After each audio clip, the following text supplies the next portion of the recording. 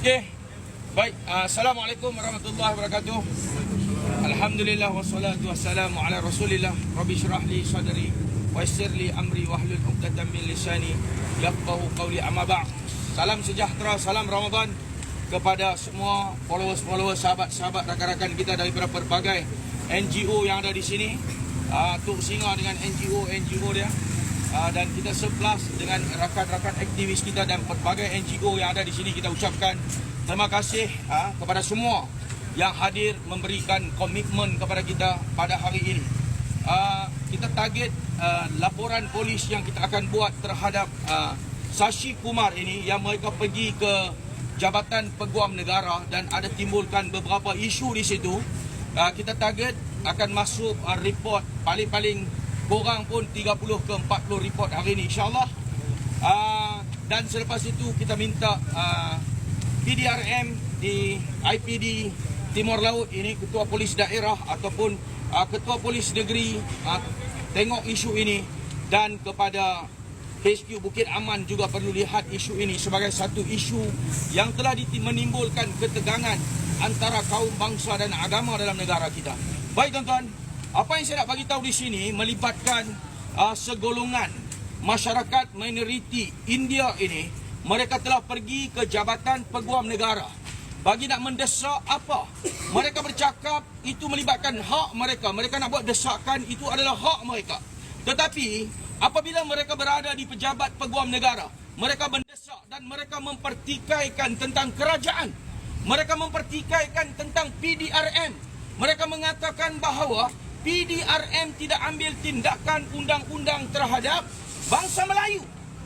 Ini dengan jelas. Ini Shashi Kumar, boleh tengok. Kita dah tulis link di sini. Beliau dengan jelas mengatakan PDRM ini bias. Apabila orang Melayu buat satu itu tindakan, mereka tidak ambil tindakan. Tetapi masyarakat India kalau buat tindakan, PDRM akan segera ambil tindakan. Ini satu tuduhan jahat terhadap PDRM. Ini polis diraja Malaysia dituduh.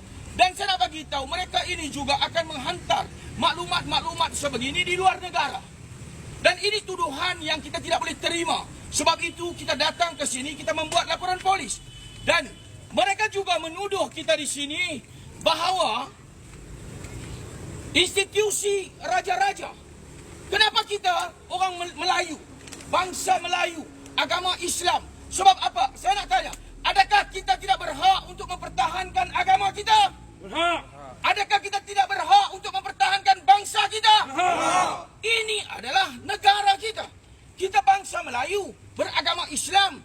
Kenapa kita tidak boleh mempertahankan agama dan bangsa kita? Kenapa mereka nak mempertikaikan bahawa raja-raja ini Melayu, Agung ini Melayu, Perdana Menteri ini Melayu, Timbalan Perdana Menteri Melayu? Sebab apa kita tidak boleh berhak mempertahankan agama kita dalam negara kita? Apa maksud mereka ini? Apa peranan mereka ini? Sebab apa mereka turun ke Jabatan Peguam Negara mempertikaikan tentang hak agama dan bangsa kita dalam negara kita ini? Cuba bayangkan, kalau kita di sini, kita nak bagi tahu bahawa India ada di Malaysia ini. Mereka adalah minoriti. Tidak sampai 3 juta kaum India di Malaysia. Kita orang Melayu beragama Islam. Kita begitu berhemah. Kita menyantuni mereka. Kita beranggapan bahawa mereka adalah sebahagian daripada kita dalam negara ini.